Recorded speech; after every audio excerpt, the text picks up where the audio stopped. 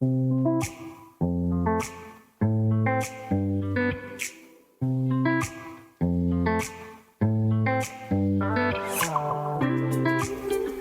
welcome back, everybody. It's time to meet the Hispanic business community here in Orange County. As we meet our community, powered by the Orange County Hispanic Chamber of Commerce and Orange County's only community radio station, OC Talk Radio, streaming live from our studios here at the University of California, Irvine's Beale Applied Innovation Center, with our special host, the host who knows the most people in town, Ruben Franco. Hey, Ruben. Hey, Paul. Hey, thanks.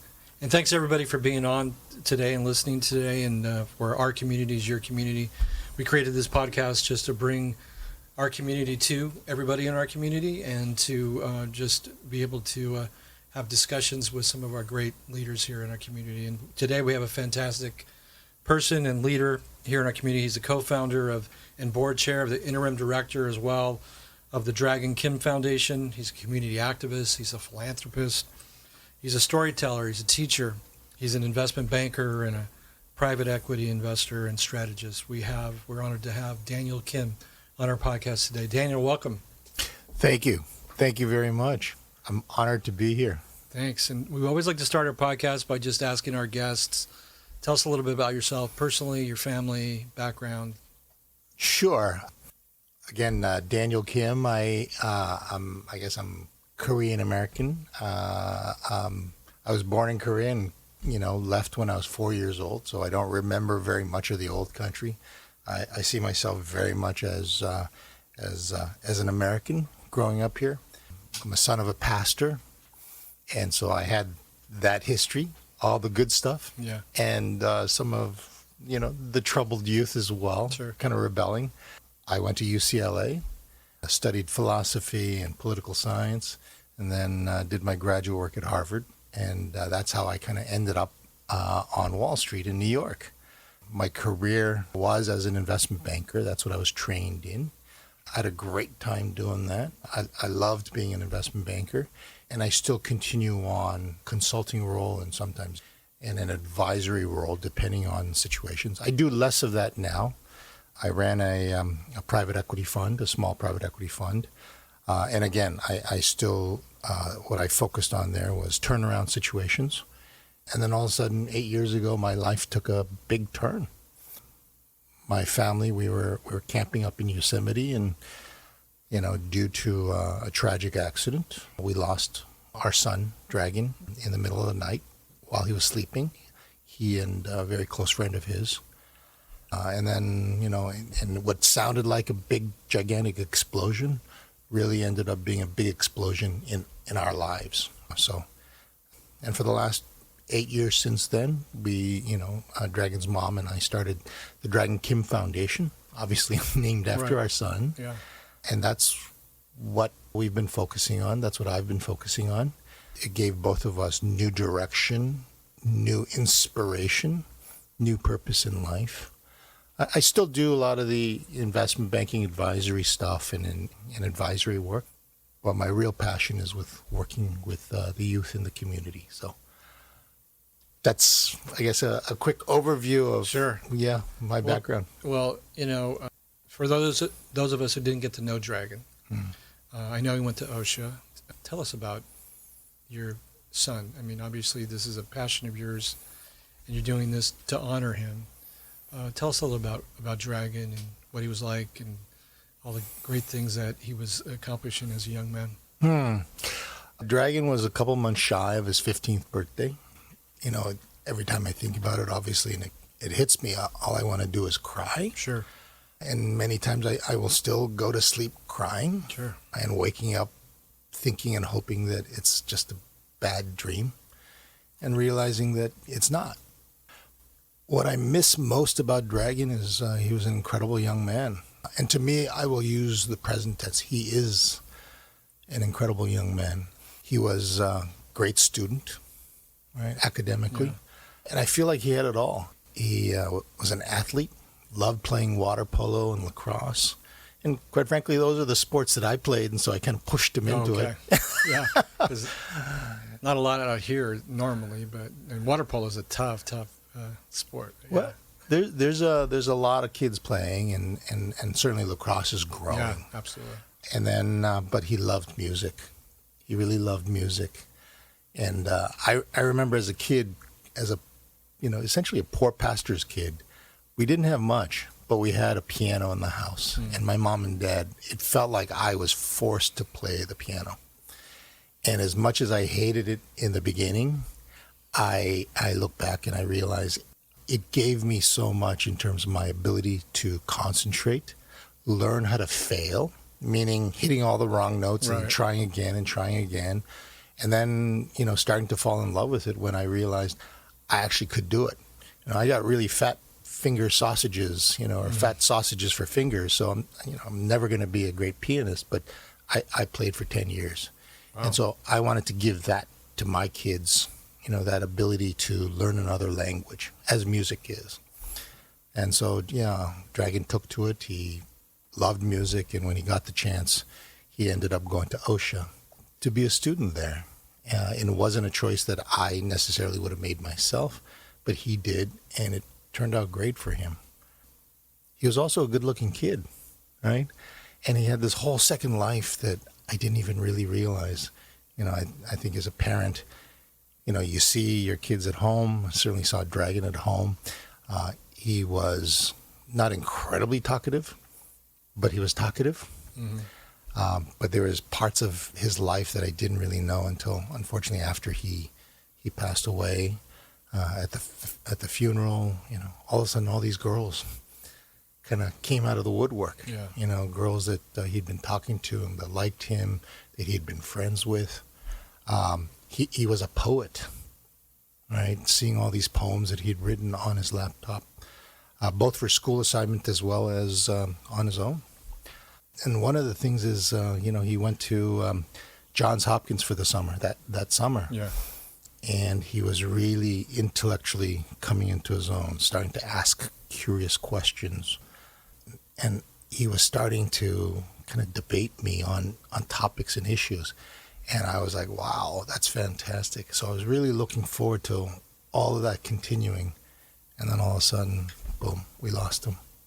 So, I mean, obviously the pain in losing somebody like him is just, you can't even describe it. But you were willing, and your wife were willing to take the next step in honoring him by creating the Dragon Kim Foundation. Tell us about, what that work is like and what you do there, and why you started. I mean, obviously we kind of know why you started, but just tell us a bit more about that. Sure. Again, it's new direction, new purpose in life for myself, for Dragon's mom. We get to work with amazing high school students that have a heart for going into the community and doing some good, creating some change. And the way all of this came about really was kind of by accident. When Dragon was in the 9th grade, he came to myself and Grace, and he asked us, hey, I want to create a music program, and I don't know how to do it. And his whole idea was, in and around OSHA, there are a whole bunch of kids in the community that wouldn't get the kind of enrichment, certainly in music, that a lot of the kids who were students in OSHA had already received. And so he wanted to give back, and so his idea was to create that free music program that he and his friends would volunteer, raise money, and get used musical instruments, because that was a big cost burden, and that they would help teach, right? So when he came to us with that idea, I said, great, that sounds awesome. But, I don't know how to work with him to do that. So I worked with him the way I did with the companies that I used to work with in the private equity, working with the management team. They're the subject matter experts. I'm not. I can take a high-level view, and I can take a strategy view, and I can hold them accountable, right, and help put together a plan. But they're the ones who have to kind of lead that whole effort. So I just worked with Dragon the way I did with all these executives. What is your objective? What are the clear metrics that define success. Right. What are the resources that you need? Who are the people that you need to get involved? Where do you need to get permission? Right? Effectively telling him, go put together a business plan. Yeah. And he did that. He came back, and the business plan was pretty rudimentary, but it was a business plan. I said, great, now go do it. And Grace and I could have obviously done it for him, but he doesn't learn, right? Yeah. And so we told him to go do it, and he pitched Taryn Schaefer over at OSHA, and they loved the idea. So they took it to, the head of the school, and so they loved it, and they wanted to move forward with it. Unfortunately, 2 weeks before school started, we lost Dragon. Yeah. So the foundation, we created it to fund that music program. A really close friend of mine, Tom Priori, said to me, he said, you're going to have the rest of your life to mourn Dragon, to grieve him, figure a way to honor him today. And so that was really the impetus for us to think, we can create a foundation, let's fund this music program, let's keep the spirit alive. And when we started with 15 kids with a whole bunch of music instruments and some like 20 volunteer high school kids in the instrumental music program. All right. So those initial kids got a ton of attention and a ton of time, and it was incredibly successful. And this was a case of be careful what you wish for. Sure. Because all of a sudden 15 went from 15 to 60, and then 75, then 100. Today, that program has over 250 kids in the program here in Santa Ana, as well as up in Duarte. But then, in those initial years after we started the music program, Grace and I looked at ourselves and we said, you know what, this is incredible. We're very proud of what we're doing. However, how do we make this more sustainable? How do we really differentiate this from all the other youth programs out there? Certainly from the music programs. And then we thought, you know what we did for Dragon in helping him bring his idea to life, and we didn't do it for him, we kind of coached him and guided him. We thought, let's do that for other high school students. Other high school students have incredible ideas, right? And lot of the community, a lot of the world thinks of high school students as, no money, no connections, no experience, right? How can you take an idea and make it come to life? So they discount them. But when we looked at it, had we done that to Dragon, he would never have come with this idea. Sure. So we said, what they do have, in lieu of the money, the lack of connections and the lack of experience, they have that creativity because they see problems in the community. They experience it. They live it, right? They're creative about how to address some of these issues. And most of all, they have a lot of passion. Yeah. But what they don't have is the opportunity. So money, connections, all that, we thought those are solvable. We can bring together our friends. We can twist their arms a little bit, and believe me, in the early days, if you're a friend of ours, you got your arm twisted for money and time. Yeah. And fortunately, they all were more than happy to give it, right? But we were able to bring together what we call the fellowship program. And that's, it doesn't have to be about music. It could be about engineering, about science, STEM, coding, could be about bringing awareness to issues, all sorts of different things. It's ideas that the kids come up with. They dream up as ways to help create change and contribute to their communities. And so the program now is all about that. It's providing intensive leadership training, business training. We call that an MBA in a box. Okay. Right? Yeah. Stuff that I didn't even really learn until I was probably late 20s, early 30s, right? And we hook them up with a mentor that they work with for the entirety of the 6-month program. And we fund them up to $5,000. So they have to put together a plan, and they put together a budget that they submit. And once the budget is approved, we start funding that up to $5,000. So it's high school students with a mentor who holds them accountable, who is their advisor. But it's their idea. They're the leaders. It's their inspiration. And they get to take this idea, to plan it out, and they get to make it come to life. And we get to be there to help them, support them, and witness what happens. And in the entirety of the program, when these kids go out and they make an impact in their community, it is incredibly touching, right? And these kids come from all over the place. You know, whether it's less economically advantaged communities or families, to kids, some kids who do come from private schools, right?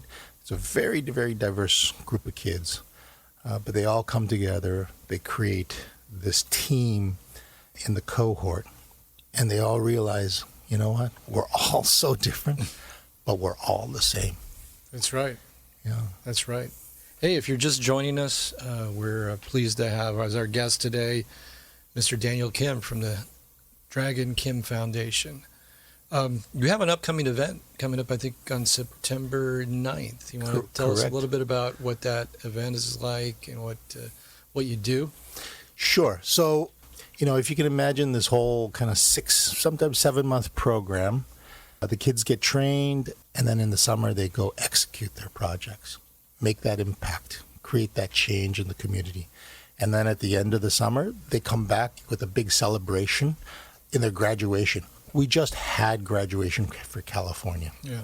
This next week, or this particular weekend, we're going to have graduation out in Nevada for the Nevada and Arizona cohort. Out of that, it's kind of like a cross between Shark Tank and a TED Talk. Okay. Each one of the project teams, and we funded 47 projects this year. All right. So you sit through all the presentations, and which, by the way, they're amazing. And the kids are talking about, here's the project we did, here's what we learned, here's the impact that we made in the community, here's some of the hurdles that we faced and how we dealt with it, and this is what we learned about ourselves. And this is what we would do to make it sustainable going forward. So those are the high-level topics. But then out of that, we score them, and a panel of judges will pick. Well, they pick three projects from California, and they will pick some projects from the Arizona and Nevada cohort, and all together, then they will go on to what we call the Dragon Challenge on September 9th, and that'll be at the Margaret Webb Theater at OSHA in Santa Ana, and that is really Shark Tank. Yeah. A distinguished panel of judges, which we are honored to have you as a judge, right? Thanks for asking me. Will be one of the judges to evaluate, to listen to, give advice, but also take inspiration from these projects. And the winner will receive an additional $5,000 to carry on their project. Oh, that's great. That's fantastic news.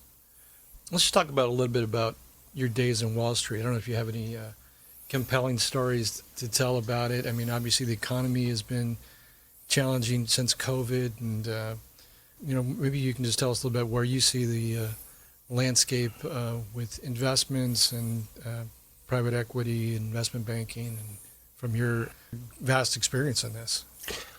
Wow, I didn't expect that question. From a macro standpoint, I think there are certainly a lot of challenges in our economy, in certainly the U.S., but also globally, as you know. How it really translates to us and what we're looking for, or what the prospects are for these next year, 2 years, 3 years. It's difficult to say. Sometimes when you have the problem so glaring that the market investor community tends to self-correct, if you will. Yeah.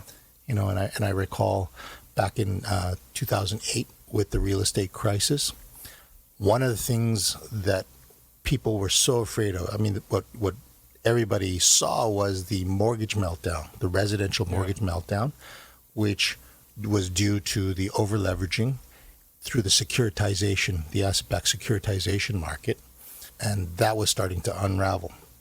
What was not really prevalent in the public view, if you will, was the same thing that happened with commercial real estate. Yes. All right. Yeah. So, and if you recall back in the early 90s, we had the RTC crisis. And that was all commercial real estate related, right? Some people took advantage of that and was able to make a ton of money. And there was this huge shift, right? There was a complete repricing of all the commercial real estate. And people were afraid the deleveraging of the commercial real estate market after '08, in '09, and even in 2010 was going to be this devastation. And the market essentially kind of self-corrected. Yes, it did, yeah. And so we didn't see the crisis in the commercial real estate market that everybody thought was going to come. We certainly saw it on the residential side. Well, and now, post 15 years, the market has certainly recovered and has done much better, even without the expansion of the asset-backed market, which is a mechanism in the capital markets that helps fuel a lot of the mortgages. So, all that being said, I have no clue what's going to happen, right? There's certainly areas that I look at, but the market really does a good job of an efficient way of self-correcting in certain areas. Not all. Yeah. Certain areas definitely will get devastated. This time around, you have high interest rates. Everybody's kind of freaking out about that. I look at the big scheme of things in terms of where interest rates are right now. In the larger scheme, it's actually not so bad. And companies and the economy here in the U.S., I think, does a really good job of adjusting, right? It may have been 2.5% mortgages, and now we're looking at probably 6.5%. But the market will adjust. Companies will adjust to higher interest rates, lower interest rates, higher costs, whether it's materials, supplies, or whether it's labor, right? But they will adjust. And I think that's what you're seeing here. It's not comfortable for everybody, but there's certainly opportunities. One of the areas that we're really looking forward to, or that I'm really looking forward to, is actually innovation in technology, specifically environmental technology, right? I think there's a whole vast amount of resources that are devoted there. It's drawing in entrepreneurs, innovators, scientists, engineers, business people, problem solvers, trying to address some of the big major issues. And that's where I would look to invest. Yeah, some of that work's being happened right here in our building, at the absolutely. Innovation Center. So it's at UCI. So it's pretty amazing that you say that. It's interesting discussion too, just on where office space goes. Obviously, there's some challenges with people coming back to work and working out of an office or working from home, and what that's going to do to the market. So that asset class is definitely has its challenges compared to others. And so that would be a long discussion on all that kind of stuff. But absolutely. we do appreciate your insight. What do you think, you learned from being an investment banker or private equity that's helping you with what you're doing now with these kids? I mean, what are you able to kind of bring to the table to them that you learned there on Wall Street? I think what I employ almost every day is a sense of trying to understand things from not a 35,000 foot level, but a kind of 10,000 foot level of strategy, right? And tactical execution. So again, as I said earlier, I approached Dragon's whole proposal for a music program, not that I was going to do it, but asking, being able to take that 10,000 foot view and helping him think through the strategy piece of it. And so, and that's one of the things I did a lot of, both as, as the corporate finance investment banker, or quite frankly, I also had a long career as a bond trader on the capital market side. So being able to look at that, assess it, make decisions, and implement it, or put a strategy together. So it's the strategy piece. And then my work as a private equity person, going down to, say, the 5,000 foot level, right? and going in, analyzing companies, understanding management teams, understanding business objectives, understanding the strategic financing piece of it, right? And helping the management team work through that, right? They're in the weeds, if you will, all the time. And that's, quite frankly, some of the issues that create the problems too. So I can take a step back and help them see that. But my ability to go in and work with them, but yet without getting caught in the weeds myself, really is the design of the program that we have for these high school students in their projects. I don't want to tell them what to do. They come to us with their idea. They, in a sense, are the subject matter experts. Right? And so I can sit there and ask them questions, challenge them, right? Without getting into a debate of right or wrong, right? I can challenge them. I can ask them what other ways you can address this. Empower their creativity, their power, their problem-solving skills, right? And so, and that's quite frankly the exact way I approached private equity. And that's the way we ended up designing the curriculum. Yeah, a lot of times too, when you're mentoring students, at least I've found, there's kind of a reverse mentorship that happens, right? So anything that you've learned from some of your students that they taught you while you were mentoring them. Yeah. I hate to say it, but, I too was guilty of thinking that high school students, are high school students. Right. That their capacity and their ability was pretty limited, right? And then in working with my own son, Dragon, and then subsequently my daughter, Hannah, and working with all these other kids, I realized, wow, their ideas are incredible, right? Super intuitive, creative, and they have passion. A lot of it is undirected passion. Sure. And that's okay. Yeah. But that was probably the biggest lesson that I learned, is that these kids actually could do it. And so out of that, one of the biggest lessons for me is be open-minded, right? There's a lot that these kids, there's a lot of wisdom in these kids if we're willing to let our own egos aside and to be willing to learn, right? And, part of my job, on Wall Street was to think that I knew it all, right? Having done the analysis, having put together the strategy and putting together that all that analysis, and that somehow I was right or my team was right. And then, to humbly realize, what? I wasn't, or somebody else could teach me something. Yeah. Particularly a 15, 16-year-old kid, right? And I use the word kid deliberately because that's kind of the attitude. But then you realize these 15, 16-year-old leaders, young adults, could actually teach me a lot. That's great. We just have a few moments left. Are there any final words you'd like to share with our audience? Well, that's a great question. Orange County, this is our home. This was Dragon's home. Yeah. And we loved being here. I gotta say, this whole area, before I had kids, I thought, it's like, oh my God, how boring. And then all of a sudden Dragon and I realized, oh my God, this is the greatest place on earth. Yeah. But this is our home, and this is where we wanna continue to live and to foster and to grow. And that we have this incredible resource of this next generation and the generation after that.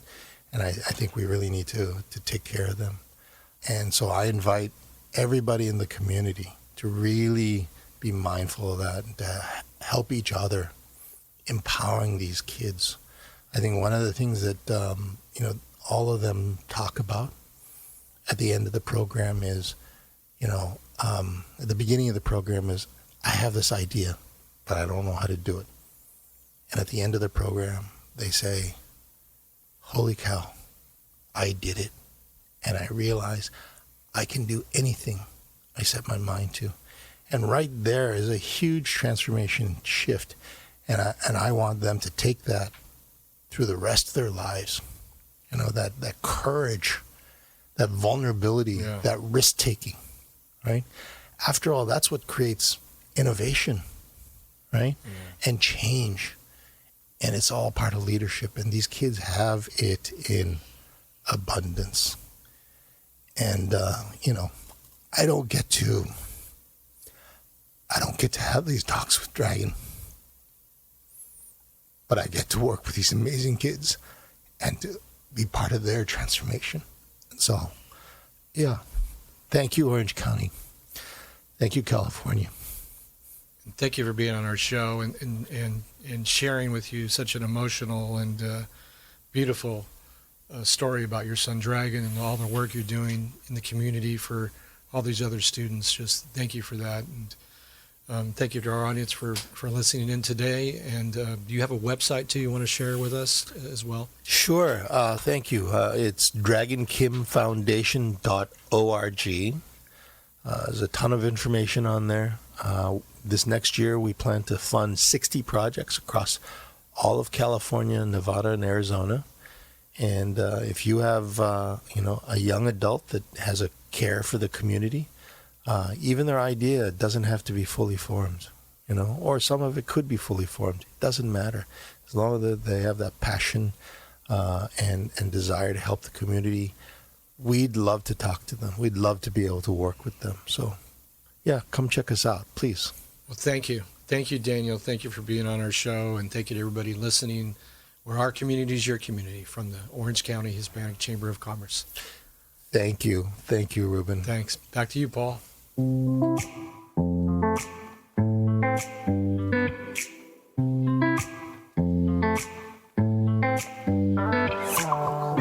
Well, there you have it. Wow, a very powerful, emotional reason to tune in each and every time so that you don't miss any of the amazing members of our community here. Our community is your community. Each and every week, streaming live from our studios here at the University of California, Irvine Field Applied Innovation Center.